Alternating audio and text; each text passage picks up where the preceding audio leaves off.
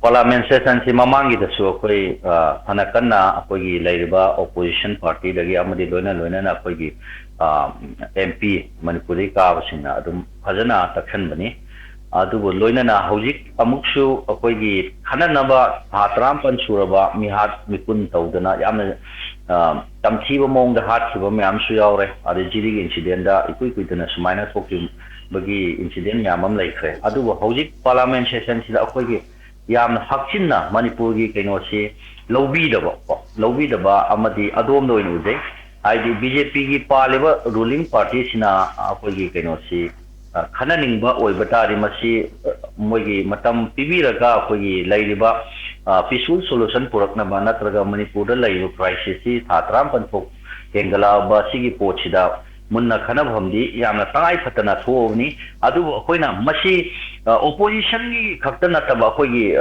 state su double engine ni dana akoi lairiba kaino si machi punna takshin na ma change na khali machi nataba ta de akoi manipur gi ihau sida natra manipur sagaliba akoi conflict olaliba tangdu laita da bagi fibam si nomanom gi sokselakpani na akoi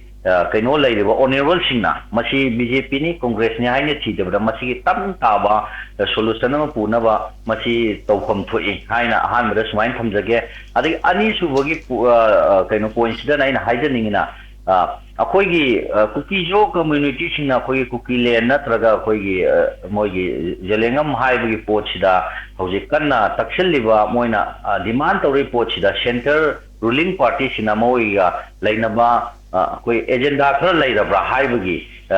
wakhalon su mayamna khandaba nateba haibadi moina nainananintriba natraga discussion tawningrib si adumba laiba jada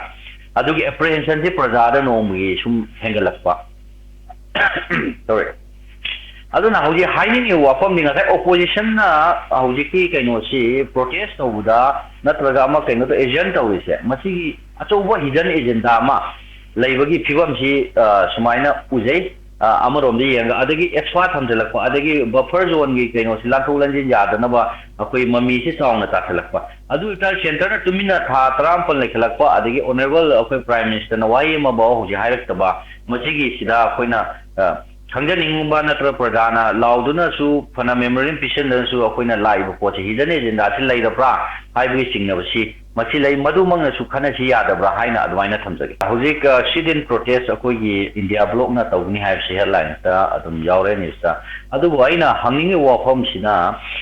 mamang da su sidin protest me ama civil societies adi political economy ama tawhe adu thabak oina manipuri oina pangthok pirakta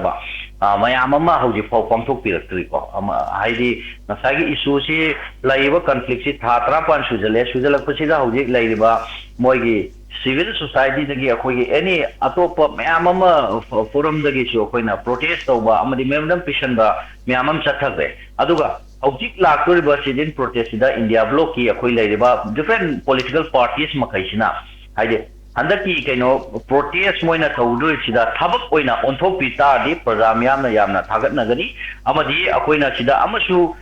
kaina hangningi ba question ji congress ki former akoi gi veteran kaino mana ikoi da mamang da su pichitram bramna akoi gi manipur da laiba conflict si naga gi zone ka adagi kuki gi zone maite gi zone hai sumaina khaido ji irang thi loishanani haibagi pot ama mamang da phongdok piu laigre adu congress ki laiba akoi ke moigi media ma khaida phongdok padadi akoi gi masi magi personally congress ki party gi nati hai adu khamning wa wafam sidi india bur block sina protest si tawraga kiam kana effective oidoino number 1 number 2 da parliament bo agent tawre discussion ya si hai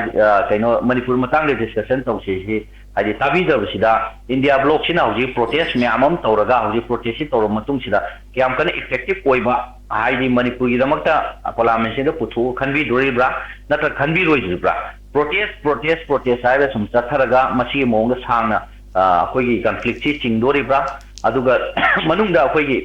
hidden agenda si khangnaraga lairabra politician makai si adum bagi chingnabasi su program yam da laitaw nate hairiba kaino moigi wakhalon sidi democratic oiba mong da protest tawjabani protest tawriba tawdoi pochida effective dugi wahang ne ba hujik lak tori sikwa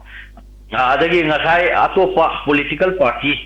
makai sina one day one side haiga chathaminabagi pochida kyam kuina akoina khangba leidoino prajachina khangbagi kaino limiti loibana handoi bra protest ori mongchida aduni aina hangjeninge wafam simoida aduga ani subada akoina hangninge pochina India block sina karamba mongda CN lege haibisi fazana ama press media ra thupi dabra haidi manipur ngamkhai si India block ki akoi leiru politician masida threat tor pokudima India block na thengnani haibagi wafam si akoi thambi grabra na taraga masida CN legi bra haibi wang si so ai sumaina thamjani Mizoram gi CM na mamangda thokti statement am sulai khrabni yamna controversy oiba adagi secondly hoji mogi MP sina haireba pochi akoina sum yengjabda masi akoi jo community adagi lusai adagi mar haireba koi kuki jo community sigi maningda moina backing tawraga manipur gi lan si moi bau yauna tawre haibagi kaino si moina injalaga tawbani conspiracy me am sagalaga masi mayek seno pure haugi ko hairiba pochi sai ten MLA kuki jo MLA gi recent statement da mogi pomula haukip na su akoi jiri da angang sing yam tamthina hat pa thani pan gi angang bho lemna thada na moina yam thina ha laga miot minai tawga masigi statement sida ba pomile haukip sina khoi masidi maitai community da khoina revenge lobani laman khumani hai ba chauna statement ama leire 1 2 da ji moi gi leire ba MP sina phongdo roi wa hai se moi su masigi conspiracy manipur da conflict tholi ba akoi maitai singdal land hali se moi gi support ni moi gi pandam ni haibagi masi mayek yamna sengna tae adumak na su akoi MP sana gauna hojik haiba wai singdo koina disturb torkanu noigi internal oiba kaino da conflict da natra manipur gi laiba issue da yawi rakunu haida fajana mayek singna su masi headline da yawre adu masi akoi projamyam amadi akoi laiba atopo political parties makai amadi even akoi moigi laiba ruling parties masi yes aso ubama lokhut pham thoi hairiba pochi yamna hakchinna lawfam thoi akoi manipur gi issue da moina yaukshlaiba nataga moina tawraiba political agenda se kukijo community gi moigi hawli leba terrorist kangu se terrorist haina haigadam ni mochi adu moisu adu mo terrorist makuk amani terrorist mi am si makuk ni haiba gi si masi